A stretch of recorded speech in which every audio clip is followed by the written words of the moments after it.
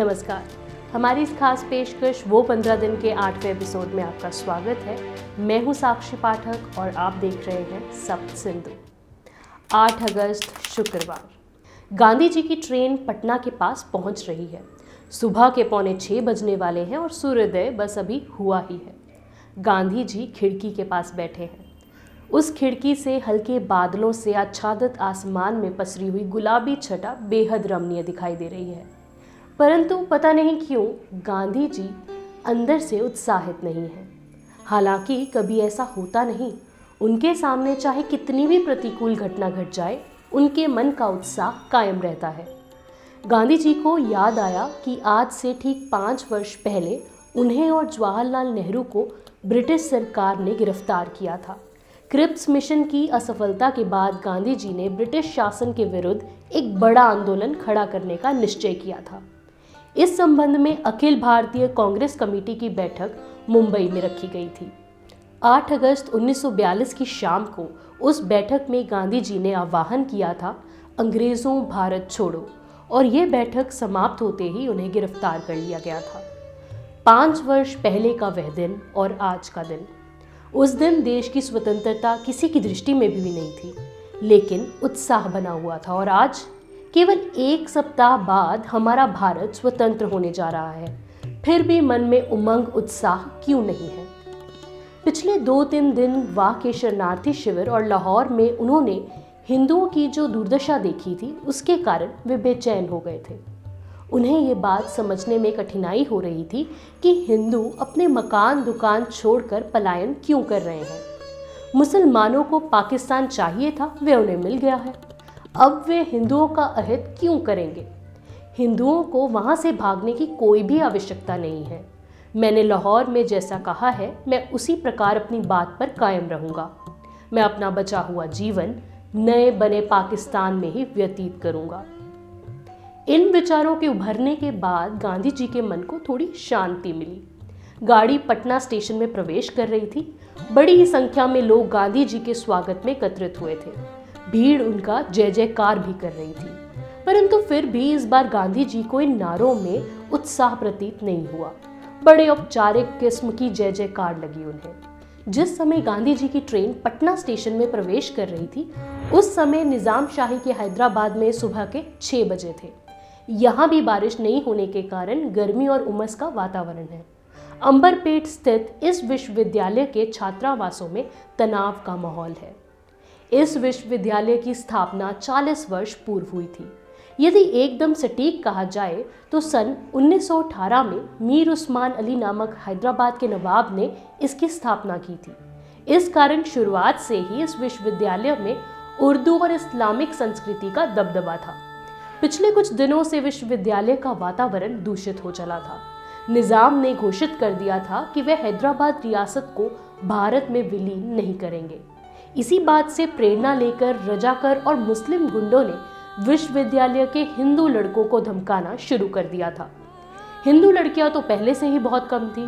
उन्होंने भी पिछले 1 महीने से विश्वविद्यालय आना बंद कर दिया था। लेकिन छात्रावास में रहने वाले लड़कों की दिक्कत थी कि वे कहाँ जाएं। इसी बीच हॉस्टल के लड़कों को गुप्त सूचना मिली कि मुस्लिम लड़कों ने हॉस्टल में लाठियां, तमंचे, बंदूक इत्यादि हथियार लाकर रखे हैं। हिंदू लड़कों को विश्वविद्यालय से खदेड़ने के लिए इन अस्त्र शस्त्रों का उपयोग किया जाने वाला था। इसलिए कल रात भर छात्रावास के हिंदू लड़के ठीक से सो नहीं सके। उन्हें यह भय सता रहा था कि कहीं रात में ही उन पर हमला ना हो जाए और रातों रात अंधेरे में ही उन्हें विश्वविद्यालय परिसर छोड़कर भागना न पड़ जाए। खैर, उनके सौभाग्य से कल की रात कुछ नहीं हुआ। परंतु आज 8 अगस्त को हिंदू लड़के उस्मानिया विश्वविद्यालय में रुकने की मनोस्थिति में बिल्कुल नहीं है। इसलिए सभी ने एकमत होकर यह निर्णय लिया कि आज सुबह 6 बजे के आसपास सुनसान और शांत वातावरण में यहाँ से भाग निकलना ही उचित होगा। इसी योजना के अनुसार विश्वविद्यालय के छात्रावासों में रहने वाले लगभग 300 हिंदू लड़के छिपते छुपाते परिसर से बाहर भाग रहे हैं। मुंबई के दादर स्थित सावरकर सदन में भी थोड़ी व्यस्तता चल रही है। तात्याराव यानी वीर सावरकर अगले कुछ दिनों के लिए दिल्ली जाने वाले हैं और वे भी हवाई जहाज से। सावरकर जी की ये पहली ही विमान यात्रा है, लेकिन उन्हें इसकी कोई भी उत्सुकता नहीं है। उनका मन कुछ खिन्न अवस्था में है। खंडित हिंदुस्तान की कल्पना भी उनसे सहन नहीं हो रही। अंग्रेजों को भारत से भगाने के लिए और अखंड हिंदुस्तान के लिए उन्होंने अपना जीवन अर्पण कर दिया, लेकिन कांग्रेस के दीनहीन, कमजोर और लाचार नेतृत्व ने विभाजन स्वीकार कर लिया। इस बात का तात्याराव को बहुत कष्ट हो रहा है। इस सब के बीच पश्चिमी और पूर्वी भारत के क्षेत्रों से हिंदुओं और सिखों के नरसंहार के समाचार, लाखों की संख्या में हिंदुओं का विस्थापन, ये सब उनके लिए बहुत ही भयानक है। इसलिए इन सारी बातों पर चर्चा और विचार करने के लिए हिंदू महासभा की एक आवश्यक राष्ट्रीय बैठक कल से दिल्ली में आयोजित है। देश के सभी प्रमुख हिंदू नेता इस बैठक के लिए दिल्ली में एकत्रित होने जा रहे हैं। सावरकर जी को अपेक्षा है कि इस बैठक से निश्चित ही कुछ अच्छा निर्णय निकल कर आएगा। उनका हवाई जहाज सुबह 11 बजे निकलने वाला है। दादर से जुहू कोई खास दूरी पर नहीं है, इसलिए उन्हें रवाना होने में अभी थोड़ा समय बाकी है। अकोला निजामशाही की सीमा से लगा हुआ विदर्भ का बड़ा शहर, कपास के बड़े बड़े गोदाम और कपास के जबरदस्त उत्पादन से समृद्ध हुए जमींदारों का शहर। कल से ही अकोला शहर में अफरा तफरी मची हुई है। भारत की स्वतंत्रता अब दहलीज पर आन खड़ी हुई है। 1 सप्ताह के भीतर देश स्वतंत्र हो जाएगा, परंतु इस देश में मराठी भाषिकों का क्या और कैसा स्थान रहेगा? मराठी भाषियों के प्रदेश अथवा प्रांत की रचना कैसी होगी? इस पर चर्चा करने एवं कोई ठोस निर्णय लेने के लिए पश्चिम महाराष्ट्र एवं विदर्भ के बड़े बड़े नेता इकट्ठे होने वाले हैं। मराठी भाषियों के इस झगड़े में धनंजय राव गाडगिल द्वारा सुझाए गए फॉर्मूले पर कल से ही चर्चा जारी है। कल काफी चर्चा हो चुकी है और विदर्भ के नेताओं को पृथक विदर्भ राज्य चाहिए है, जबकि पश्चिम महाराष्ट्र के नेतागण एक संयुक्त महाराष्ट्र का सपना देख रहे हैं। इन विभिन्न विचारों के बीच से ही कोई सर्वमान्य हल निकालना है और ऐसी संभावना है कि शाम तक कोई ना कोई निर्णय ले लिया जाएगा। लखनऊ का विधानसभा भवन, दोपहर के 12 बज रहे हैं और संयुक्त प्रांत का विधानसभा अधिवेशन चल रहा है। विधिमंडल के प्रधान पंडित गोविंद वल्लभ पंत स्वयं एक बिल विधानसभा के पटल पर रख रहे हैं। पंडित जी बड़े ही आर्त और दुखद स्वरों में कह रहे हैं कि अंग्रेजों ने पिछले 150 वर्षों में हमारी संस्कृति को भ्रष्ट करने का प्रयास तो किया ही है, परंतु हमारी नदियों और गांवों के नाम भी भ्रष्ट कर दिए। इसलिए हमारे देश की स्वतंत्रता के साथ ही हमें इन सभी भ्रष्ट नामों को उनके मूल नाम और मूल स्वरूप में वापस लाना होगा। उदाहरण के लिए अंग्रेजों ने गंगा को गंगेज, यमुना को जमुना, मथुरा को मुत्रा इत्यादि कर दिया। पंडित पंत के अनुसार अंग्रेजी शासन द्वारा जिन नदियों, गांवों, पर्वतों के नाम बदल दिए हैं, उन सभी की एक सूची प्रकाशित की गई है। अब से भविष्य में सारी शासकीय कार्यवाहियों में इनके मूल नाम का ही उपयोग किया जाएगा। विधानसभा के सभी सदस्यों ने मेजें थपथपाकर इस प्रस्ताव का स्वागत किया। इधर दिल्ली में दोपहर के 12 बज रहे हैं। सूर्य अपने पूरे शबाब पर आग उगल रहा है। अगस्त का महीना होने के बावजूद बारिश कुछ खास नहीं हुई है। वॉइसरॉय हाउस के सामने स्थित एक विशाल पोस्ट में जोधपुर स्टेट की काले रंग की आलीशान गाड़ी आकर रुकती है। मजबूत पगड़ियां बांधे हुए कदावर दरबान गाड़ी का दरवाजा धीरे से खोलते हैं। उस गाड़ी में से उतरते हैं कदम्बी शेषाचारी वेंकटाचारी, महाराजा जोधपुर रियासत के दीवान, अथवा यदि जोधपुर की दरबारी भाषा में कहें, जोधपुर के प्रधानमंत्री CS वेंकटाचार्य के नाम से पहचानने वाले ये सज्जन बेंगलौर के कन्नड़ भाषी हैं। इन्होंने इंडियन सिविल सर्विसेज यानी ICS परीक्षा उत्तीर्ण की हुई है और वह अत्यंत बुद्धिमान है।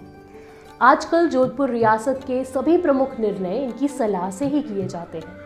इसलिए वॉइसरॉय लॉर्ड माउंटबेटन ने 400 एकड़ में फैले इस विराट राजप्रसाद परिसर में वेंकटाचार्य को भोजन के लिए आमंत्रित किया हुआ है। भोजन बड़े ही राजशाही शिष्टाचार के बीच जारी है। जोधपुर जैसा विशाल एवं संपन्न रजवाड़ा हमेशा से ब्रिटिशों का समर्थक और सहायक रहा है। इसलिए उस रियासत के प्रतिनिधि के रूप में वेंकटाचार्य को यह सम्मान मिल रहा है। इन्हें भोजन के लिए आमंत्रित करने के पीछे माउंटबेटन का उद्देश्य स्पष्ट है।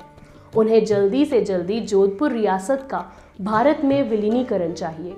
भारत पर अपना नियंत्रण छोड़ने से पहले उन्हें ये छोटे छोटे विवाद टालने हैं। भोजन के पश्चात कुछ राजनीतिक शिष्टाचार की बातें हुई और इसी में वेंकटाचार्य ने यह स्पष्ट कर दिया कि जोधपुर रियासत भारत में विलीनीकरण के लिए तैयार है। यह अंग्रेजों और भारत दोनों के लिए बहुत ही अच्छी खबर है। पिछले कुछ दिनों से जिन्ना लगातार जोधपुर रियासत को पाकिस्तान में शामिल होने के लिए विभिन्न तरह के ललचाने वाले प्रस्ताव दे रहे थे। नवाब और उनका सलाहकार जफरुल्ला खान, यह दोनों ही जोधपुर, कच्छ, उदयपुर और बड़ौदा रियासतों के महाराजाओं से मिलकर उन्हें पाकिस्तान में शामिल होने के फायदों के बारे में बता रहे थे। निज़ाम शाही की राजधानी हैदराबाद, आज सुबह से ही शहर का वातावरण जरा तनावग्रस्त है। सुबह सुबह ही उस्मानिया विश्वविद्यालय के छात्रावासों से 300 हिंदू लड़के अपने प्राण बचाकर भाग चुके हैं। इस बात से रजाकर बेहद क्रोधित है। इसका बदला लेने के लिए शहर में स्थिति विभिन्न हिंदू व्यापारियों पर उन्होंने हमले शुरू कर दिए। उधर वारंगल से आने वाली खबरें और भी चिंताजनक थी। समूचे वारंगल जिले में हिंदू नेताओं के मकानों पर मुस्लिम गुंडों द्वारा पथराव किया जा रहा है। हिंदुओं की दुकानें, मकान लूटे और जलाए जा रहे हैं। इसी को देखते हुए दोपहर में हैदराबाद के एक बड़े व्यापारी के घर शहर के कई हिंदू व्यापारी एकत्रित हुए हैं। भारत देश के बीचों बीच स्थित निज़ाम शाही के इस हैदराबाद रियासत में हिंदू सुरक्षित नहीं है। ऐसा लगता है मानो उनका कोई माई बाप नहीं है। वहीं उधर तात्याराव सावरकर की ये पहली विमान यात्रा है। उनके साथ हिंदू महासभा के 4 कार्यकर्ता भी हैं। उनका विमान दिल्ली के वेलिंगटन हवाई अड्डे पर दोपहर 2:30 बजे उतरा। हवाई अड्डे के बाहर हिंदू महासभा के असंख्य कार्यकर्ता एकत्रित थे। वीर सावरकर अमर रहे, वंदे मातरम के जोशीले नारों ने हवाई अड्डे पर पूरे परिसर को गुंजायमान कर दिया। कार्यकर्ताओं से पुष्पहार स्वीकार करते करते तात्याराव बाहर निकले। उनके लिए नियत कार में बैठे और अन्य कारों तथा मोटरसाइकिलों के काफिले के साथ वे मंदिर मार्ग स्थित हिंदू महासभा भवन की तरफ निकल पड़े। इधर भारत में दोपहर के 3 बज रहे हैं। उधर लंदन में सुबह के 10:30 बजे हैं। लंदन के मध्यवर्ती इलाके में शेफर्ड बुश गुरुद्वारे में सिख नेता इकट्ठे होने लगे हैं। इंग्लैंड में रहने वाले सिख समुदाय भारत की हिंसक घटनाओं से बेहद चिंतित है। पश्चिम पंजाब में रहने वाले किसी रिश्तेदार की बहन को मुस्लिम गुंडों ने उठा लिया है, तो किसी रिश्तेदार को बीच सड़क पर दिन दहाड़े काट दिया गया है। इसके अलावा अभी भी विभाजन की रेखा स्पष्ट नहीं है, कौन किस तरफ जाएगा पता नहीं। पंजाब के इस विभाजन का दुख इंग्लैंड के सिखों के मनोमस्तिष्क पर छाया हुआ है। इसके लिए संपूर्ण पंजाब को ही भारत में विलीन किया जाए तथा सिख मुस्लिम जनसंख्या की अदला बदली करना ही एकमात्र उपाय है, ये उनकी समझ में आ रहा था। परंतु गांधी जी और नेहरू ये दोनों ही जनसंख्या की अदला बदली के संबंध में अपनी जिद पर अड़े हुए हैं। नेहरू ने तो सिख समुदाय से अपील की है कि वे बॉर्डर कमीशन पर विश्वास रखें। इन दोनों की बातों पर इंग्लैंड के सिखों में अत्यधिक क्रोध है। इसलिए आज सिखों के तमाम नेता लंदन के इस गुरुद्वारे में एकत्रित होकर 10 डाउनिंग स्ट्रीट स्थित प्रधानमंत्री एटली को एक ज्ञापन प्रस्तुत करने जा रहे हैं कि विभाजन किए बिना समूचे पंजाब प्रांत का भारत में विलीनीकरण किया जाए। पंजाब के दक्षिण पूर्व क्षेत्र में अगस्त की दोपहर अपनी पूरी तीव्रता पर है। इस कष्ट को और बढ़ाने के लिए उत्तरी पश्चिमी पंजाब से शरणार्थी के रूप में हिंदू सिखों के जत्थे लगातार प्रतिदिन चले आ रहे हैं। अपना सब कुछ गंवाकर, अपने प्रियजनों को खोकर, अपनी इज्जत लुटवाकर आने वाले ढेरों लोग। वीर सावरकर के मुंबई से दिल्ली निकले हुए हवाई जहाज के आसमान में विचरण करते समय निज़ाम के हैदराबाद और वारंगल में रजाकारों का अत्याचार जारी रहने के दौरान दिल्ली के वॉइसरॉय हाउस में जोधपुर के दीवान और लॉर्ड माउंटबेटन के बीच चर्चा और भोजन समाप्त होते होते और इधर पटना यूनिवर्सिटी के सभागृह में गांधी जी का विद्यार्थियों से संवाद चल रहा है। विद्यार्थी आक्रामक मूड में हैं और बेहद चिढ़े हुए हैं। कांग्रेस के कुछ स्थानीय नेता विद्यार्थियों के बीच जाकर उन्हें शांत करने का प्रयास कर रहे हैं। आज सुबह अपनी प्रार्थना में गांधी जी ने जो बात बताई थी, वही बात एक बार पुनः अपने धीमे स्वरों में वे विद्यार्थियों से कह रहे हैं कि 15 अगस्त यानी स्वतंत्रता दिवस के अवसर को उपवास रखकर मनाएं। उस दिन चरखे पर सूत कताई करें, कॉलेज के परिसर में स्वच्छता रखें। दक्षिण अफ्रीका के गोरे शासक उन्मुक्त हो चुके हैं। वे वहां के भारतीयों के साथ घृणास्पद व्यवहार कर रहे हैं। अंतर्राष्ट्रीय स्तर पर उनका विरोध किया जाना चाहिए। विद्यार्थी इस आशा के साथ एकत्रित हुए थे कि गांधी जी उन्हें भारत पाकिस्तान विभाजन के संबंध में अपने देश के बारे में कुछ प्रवचन देंगे। कलकत्ता में भीषण दंगे शुरू हो चुके हैं। हालांकि इसे दंगा कहना भी एक गलती ही है, क्योंकि ये दंगा नहीं बल्कि नरसंहार है, क्योंकि हमले केवल एक ही पक्ष की तरफ से हो रहे हैं। उनका प्रतिकार करने वाले तो हैं ही नहीं। हिंदुओं की बस्तियों पर मुसलमान गुंडे बड़ी ही आक्रामकता के साथ हमले कर रहे हैं। कलकत्ता के हिंदुओं को आज से लगभग 1 वर्ष पहले यानी 14 अगस्त 1946 को डायरेक्ट एक्शन डे की काली यादें सता रही हैं, जिस दिन मुस्लिम लीग के गुंडों ने कलकत्ता के रास्तों पर सरेआम हिंदुओं का खून बहाया था। अब 1 वर्ष बाद फिर से वही परिस्थिति निर्मित होती दिखाई दे रही है। पुराने कलकत्ता में दोपहर में ही 6 हिंदू मृत एवं 60 गंभीर रूप से घायल हुए हैं। बंगाल के प्रमुख सोहरावर्दी के शासन में मुस्लिम दंगाइयों को गिरफ्तार करना तो दूर, उनका सम्मान किया जाएगा, ऐसे चिन्ह दिखाई दे रहे हैं।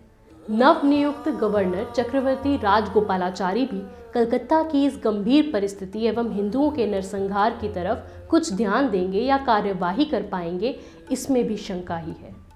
8 अगस्त का दिन ढलने के करीब है। कलकत्ता अभी भी धधक रहा है। हैदराबाद, वारंगल और निज़ाम शाही के अन्य गांवों में हिंदुओं के मकानों और दुकानों पर मुस्लिम गुंडों के हमले जारी हैं। उधर दिल्ली के हिंदू महासभा भवन में देश भर के नेता वीर सावरकर के साथ सलाह मशवरा कर रहे हैं। अभी अभी तात्या राव और पंडित मदन मोहन मालवीय की एक लंबी बैठक समाप्त हुई है। उधर सुदूर पूर्वी महाराष्ट्र के अकोला शहर में विदर्भ और पश्चिम महाराष्ट्र के नेताओं में अकोला संधि हो गई है। इस संधि के अनुसार संयुक्त महाराष्ट्र के 2 उप प्रांत रहेंगे, पश्चिम महाराष्ट्र और महाविदर्भ। उधर कराची के अपने अस्थायी निवास में बैरिस्टर मोहम्मद अली जिन्ना आगामी 11 अगस्त को पाकिस्तान की संसद में दिए जाने वाले अपने भाषण की तैयारी करके उठे ही हैं। अब उनके सोने का वक्त भी हो चला है। गांधी जी कलकत्ता जाने वाली गाड़ी में बैठ चुके हैं और बाहर हल्की बारिश हो रही है। लॉर्ड माउंटबेटन महोगनी की एक अपनी विशाल टेबल पर आज दिन भर की रिपोर्ट लंदन में भारत के सचिव के लिए लिखकर रख रहे हैं। हमेशा तो वे डिक्टेशन देते हैं, परंतु आज उनके पास इसके लिए समय ही नहीं।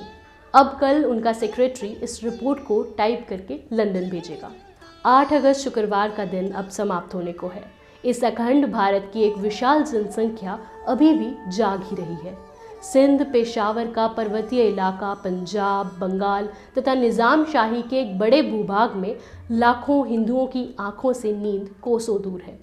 ठीक अगले शुक्रवार को इस अखंड भारत के 3 टुकड़े होने जा रहे हैं और 2 देश आकार ग्रहण करने वाले हैं।